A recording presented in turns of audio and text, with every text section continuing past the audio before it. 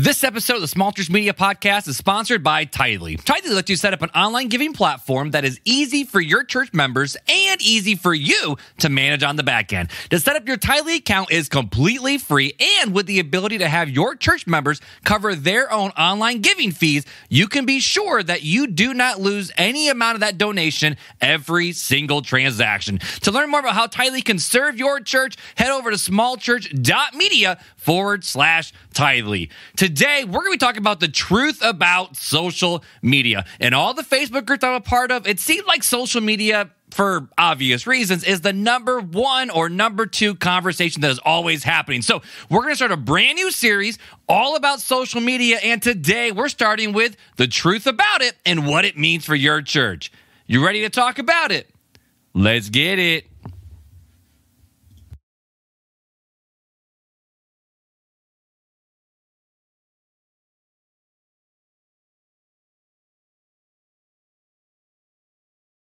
Well, what's good, everybody? Welcome to December, and welcome back to the Small Church Media Podcast. To be honest with you, it's really weird to be watching the World Cup right now when we should be getting ready for Santa Claus and baby Jesus and all things Christmas, but I am absolutely here for it. So if you are a soccer fan just like me, I hope you're enjoying the World Cup as well. USA got knocked out over the weekend, but that's all right. That's all right. It's going to be okay. Messi still has a chance to win. And if you're not a soccer fan, I did not just speak English to you, and you might be very, very confused about what is going on. But either way, we are not here to talk about the World Cup or soccer. We are here to talk about media and in relation to your church. I do want to remind you guys, though, that with Christmas season coming, I want to make sure you are ready to go for the Christmas season with all things media for your church. So make sure you head over to the free resource library where there are not just one, but two different Christmas series graphics, promotional graphics. They also have the word Merry Christmas in this package for you to use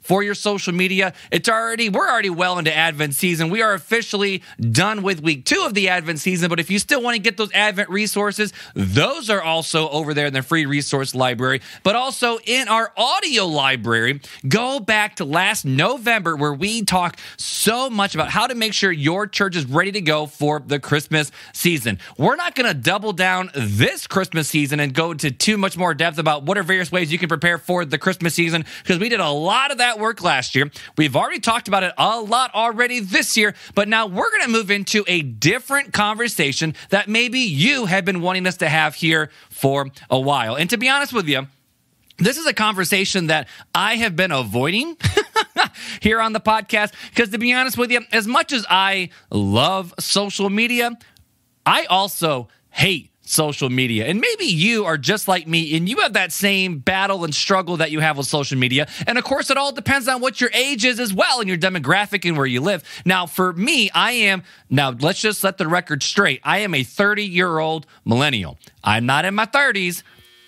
I am 30. My dryer just went off. So if you hear that buzzer, that's not your dryer. That's my dryer. But I am a 30-year-old millennial who is officially going to be 31 in 2 weeks. So feel free to send your boy a happy birthday message. That would be awesome. But as much as I love social media can honestly just suck the soul and life out of me. Maybe you've noticed this, but for the Small Church Media Podcast, we don't have a social media channel. I mean, I share it on my own personal Instagram, on my own personal Facebook, and inside different Facebook feeds. And honest to goodness, I rely on you guys, our Small Church Community Podcast, family, community, collective, group, whatever you want to call us, to help me grow this podcast. Because here's the deal, okay? I can grind and push on social media so much, but it exhausts me. And I'll tell you why it does, the truth about that, and why you feel that for your own church as well. So I at least want to set the ground level of I understand where you are at when it comes to promoting your church on social media, because I had to do that for my church for years. I've had to teach many other churches how to do it for years, and I had to run my own social media channels for my own platforms that I do for 2 different podcasts, plus my own personal work, and it's just exhausting. So I'm with you. I feel you, but we're going to get through this series together, maybe learn how to use social media better, and maybe take a little bit of the guilt off of you, all right? So today, we're going to start with the truth about social media, and then the next, who knows how many weeks, we're going to hit a lot of different topics, such as, does my church need to be on social in general?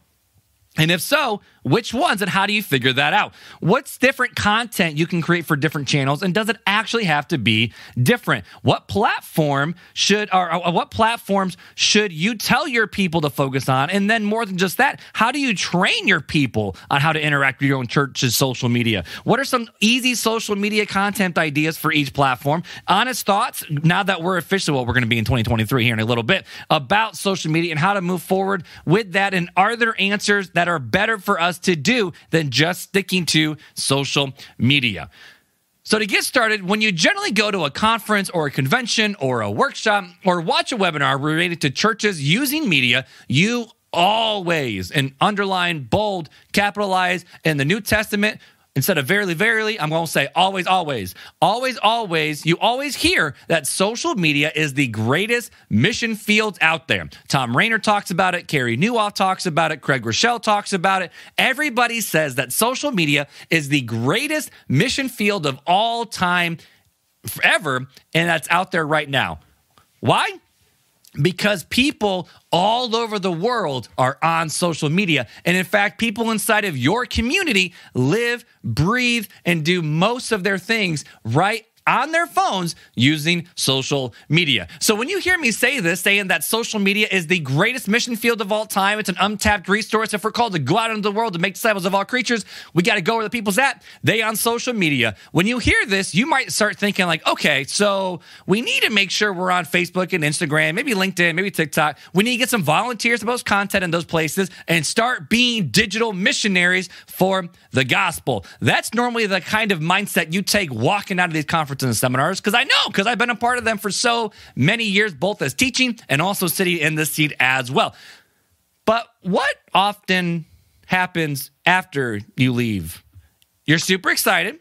You might post some content for a couple weeks. Ministry life clogs up all your day and your week and your time. Then all of a sudden you realize no one seems to be interacting with the posts you create, which makes you feel like you're wasting your time. You've asked some volunteers to help you out, so take some load off your shoulders because you're bivocational. You got other things you got to do. You just can't be doing all this stuff on social media. So you ask for help, but they never seem to show up and post stuff. And when they do, it's awful. Then you start asking the questions, is social media even worth it? Then you quit. Then you go to the next year convention that your denomination puts on. You feel resolved to start again. Let's do it. You're super excited. You post content for a couple weeks. Ministry life clogs up your day. Wash, rinse, and repeat.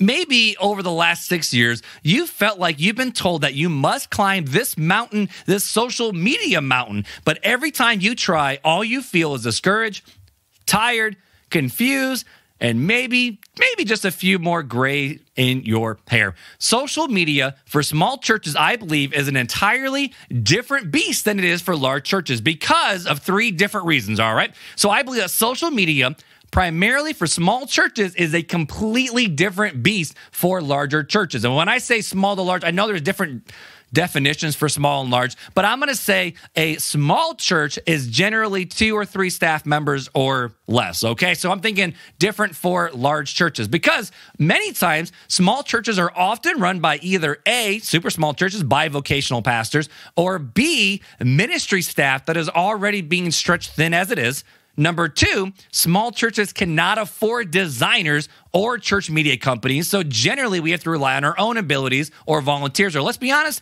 the youth pastor. And number 3 is small churches don't have time to create online content because there is always bigger fires to put out in your church than simply just posting to Facebook. So we're going to start a new series here, like we've already talked about on the podcast, all about social media. And again, like I've already said, I've been set on this now for many months because social media is such a unique beast that seems impossible to master. So in this series, we're going to be talking about the good, the bad, and the ugly with social media with the goal of leaving you encouraged, giving you some strategies, giving you reasons why. Or are you ready for this?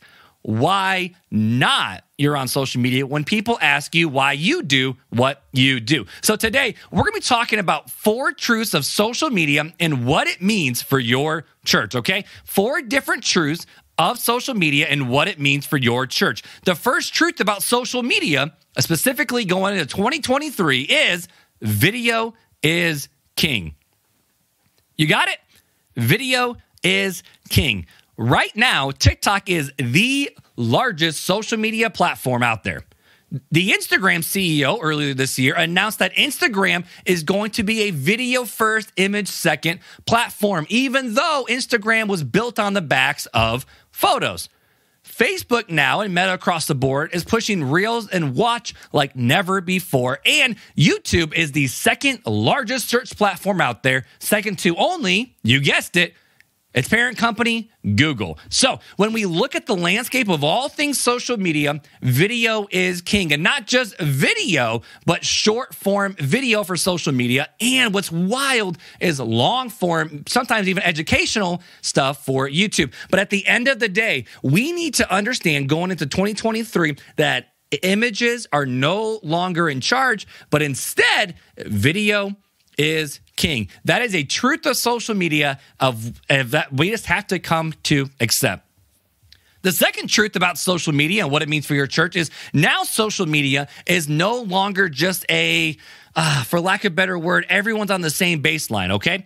If you are a company or a church or organization or what they call creator accounts or not a personal page, but a public corporate page, we are now playing in what's called a pay-to-play platform. Okay, so the second truth is we are now living in a pay-to-play platform. What does this mean? If you want to see your if you want to see your content be interacted with, you now have to pay money to make it happen. And not just little bits of money, lots of bit of money to have a big impact. And now why is this? Why are we living in a pay-to-play platform? And that's because social media companies, A, they want to make millions. That's just a fact. But B, they actually say it's so that your own social media content wall will not be flooded with advertisements and business adventures because it's supposed to be a social network, not an ad network. So what does this mean for you and your church, okay? When you post to your church's social media platforms, a tiny percentage of your followers will actually see whatever you post. When you post to your church's social media platforms, a tiny percentage of your followers will actually see what you post. Need some proof in the pudding? Here you go. I got 3 different proofs for you, all right? Elevation Church, okay? Whether you love them, you hate them, you agree, disagree, it does not matter. They are, let's be honest, one of the most influential churches out there, okay? Specifically by way of social media. On Instagram alone, they have 1.7 million followers, okay? 1.7 million with an M followers. Most of our church accounts, we're lucky to have like 68 followers, okay? They got 1.7 million followers. I was going through their Instagram wall, which of course, they have their stories, they have their reels, they have their videos, but I was looking at just the just the images that they have posted on their Instagram because they still kind of go back and forth between image content that's shareable and reels as well. And in the most recent months, the most popular picture that they posted on their social media received 15,000 likes, which, let's be honest, 15,000 likes, you and I would be doing backflips. I don't care how old you is. You'd be doing backflips if you got 15,000 likes on your Instagram post. But when you put that up against the stat of they have 15,000 likes on one of their photos, and let's be honest, a lot of their reels also only have between 10 to 40,000 views as well. When you put that up against their number of 1.7 million followers, that completely changes the mindset of how effective that post was. In case you are wondering, you ready for this fact? 15,000 likes for an Elevation Church Instagram post only counts for 0.8% of their followers. Not even 1%, not even 2%, heck, not even 10. It only accounts for 0.8% of their followers for them to get that 15,000 like mark on that image. Here's another example for you, right? Gospel Coalition. I'm going to combine this one into technically one. So Gospel Coalition is number 2 and number 3 of our research here. Gospel Coalition on Facebook, currently right now, date of recording, has 372,000 followers. On their Facebook page, they generally only post blog posts that have been written on and for their website. One of their most recent, most popular posts has 317 likes or reactions, 13 comments, and 70 shares. You got that? Out of 372,000 followers, their most popular post in recent months only has 317 likes / reactions, like, the heart or the laughy or the mad, whatever, 13 comments, and 70 shares. That's a terrible percentage when you put everything into perspective. And then when you move over to Instagram, which I love the Gospel Coalition's Instagram, they have 330,000 followers. But check this out. Their average post only gets between 1,000 and on the super high end, this is me being gracious, 6,000 likes, okay? 330,000 followers Instagram. Average post gets between 1,000 and 6,000 likes, okay? So what does this mean for you and your church? If you only have 200 followers on Facebook or Instagram and the thing you posted just got 4 likes, you're actually doing better percentage-wise than the largest, one of the most influential churches in America, and one of the, if not the most popular conservative evangelical Protestant blog, because you have a 2% engagement. 200 followers, 4 likes, seems like a waste of time, but you actually have a better ROI, return on investment of your post. And why is this? It's because if you want people to see your content, if Elevation Church, which they do, wants to see their content, Gospel Coalition, if they want to push something forward, they know that they just can't share it and hope for the best. They got to put money behind it. So a truth that you need to understand for your social media is you are also pigeonholed into the same exact game that these multi-million-dollar companies are part of, including like Pepsi, Coke, Starbucks, all these places. The bigger churches, bigger ministries, you are on the exact same playing field as them, which means you are also in a pay-to-play space. Okay, so far we talked about 2 different truths about social media. One is video is king. Number 2 is that we are living in a pay-to-play universe. Let's just put it that way. And the third thing is social media is an entertainment-first business, okay? So this one should be a fact that social media is an entertainment-first business. Generally speaking, social media is purely a form of entertainment. Now, yes, there are some amazing accounts that create educational content, recipes, inspiration, but most social media is for entertainment purposes only. And if you aren't creating content that's entertaining, you won't be able to grow your following. Now, here's the question, okay? So how do you know if your content actually is entertaining people? Now, when I say entertaining, I'm not just saying dancing, but I'm saying people are wanting to come to it, interact with it, and do the thing because let's be honest, whether it's TikTok or Instagram or Facebook, they want to put content that they know you already find entertaining, that you already like, to constantly keep putting that in front of your face. So if your post is not being liked, if it's not being shared, if it's not being commented upon, if your following is not constantly growing, you already know that you're not playing by the rules that social media is supposed to be played by.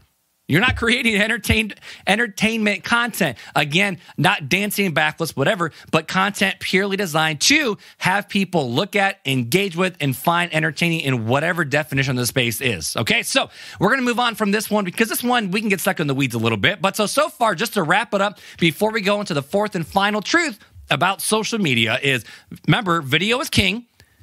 We're living in a pay-to-play platform universe. Social media is an entertainment-first business. But then the fourth truth that you need to understand about social media is that social media is important, but not essential. You got it? Social media is important, but it is not essential. A while back, I did a 2-part episode on those, small church essentials, and you may remember that I did not include social media on my list of the bare essentials for small church media. Now, why is that?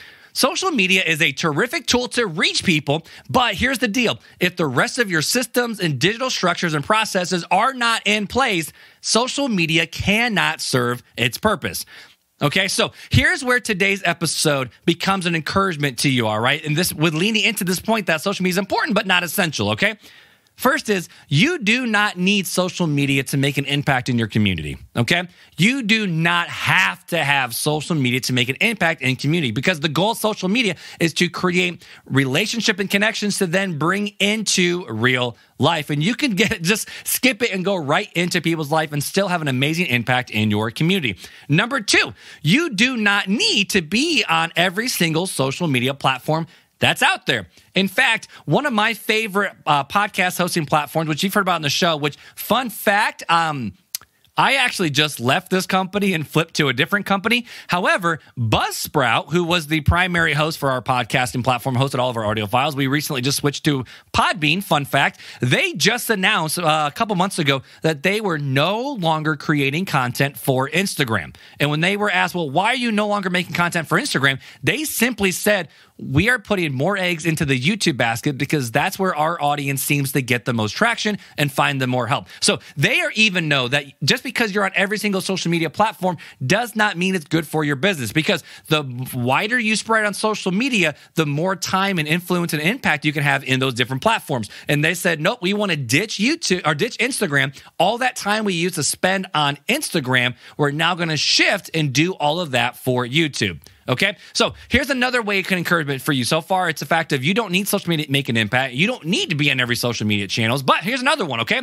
You do not need to put most of your digital efforts into social media to grow your church. We talked about in that previous episode that for me, the most important aspects that you need to have in place digitally is your website, Google Business Profile, and your church management software to be able to follow up with people. That's where, in my opinion, most of your energy and effort needs to go into your digital platforms, not social media, okay? And the last way that today's episode can be an encouragement to you is you can use social media as a part of your strategy, but you need to give it a goal and a purpose. So you don't need to use social media. However, you can use it if you would like to in the different platforms that you find that works well for your church, and not even just your church, but the community by which you find yourself a part of. But you need to give it a goal and a purpose, okay? So here's a question that I'm kind of been asking as I've been writing the show notes, okay? Where do we land the plane on this episode, all right? Where do we put a period to make us feel good about social media, all right? Here's where I think is a great place to end the show.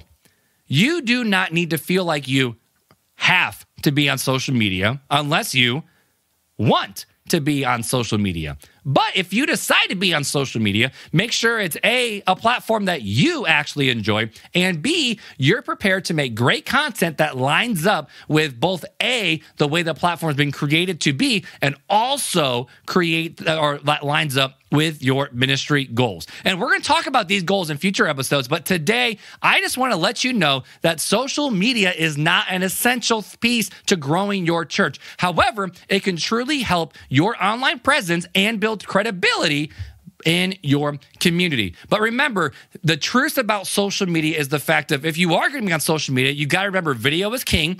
Your content will not be interacted with very much unless you start paying to play.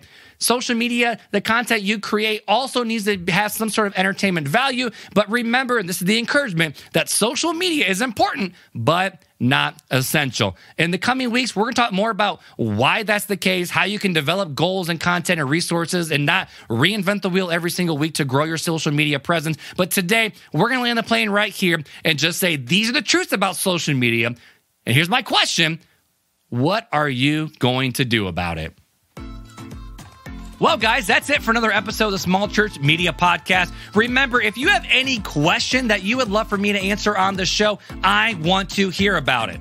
Email me at hello@smallchurch.media, not .com, just hello@smallchurch.media with your question. I would love to answer it on the show. I'll even break up a series right down the middle if I need to do that, so that way you're not waiting to get your question answered. So many of you guys have already asked me questions here on my email, and I've already been able to email you back and forth about some of the answers for them, and that's been a tremendous blessing for me, and I hope it's a tremendous blessing for you. I also hope that free resource library is a great blessing for you as well, such as the free downloadable PDF website audit. It's not a big inclusive one. It's not even it's not like agency grade audit. Okay, so don't expect it to be that. It's literally just a basic audit just for you to be able to do a little bit of work to make sure that your website is doing its job. There's also the free Sermon Series graphic course that I've created for you guys using Canva free that you can use for free, as well as using free resources and elements as well to just make amazing Sermon Series graphics for your church. I hope you guys have a great rest of this week in December and come back. I don't know why I said December right there. That's really weird. But either way, I hope you guys enjoy, at least for me, watching the rest of the World Cup. And we'll see you guys again next week, same time, same place, right here on the Small Church Media Podcast. Oh, and don't forget to share this with a friend.